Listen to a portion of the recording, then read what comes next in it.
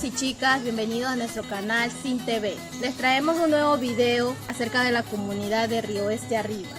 La comunidad de Río Este Arriba cuenta con aproximadamente 500-600 habitantes. Al llegar a esta comunidad podemos tomar la ruta de Río Este Almirante.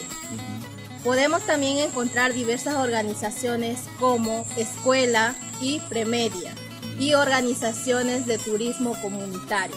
Dentro de esta organización podemos encontrar diversas actividades como creaciones de chocolate, creaciones de artesanía como mochila, bisutería y también guía hacia la finca de cacao.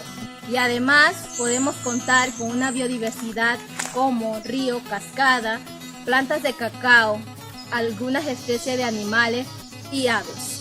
Y este es un pequeño resumen sobre la comunidad de Río Oeste Arriba. No olviden compartir nuestro video con todos sus amigos en todas las plataformas de internet, para que así podamos seguir grabando más videos de comunidades habitadas por nuestro pueblo noble de nuestro hermoso país, Panamá.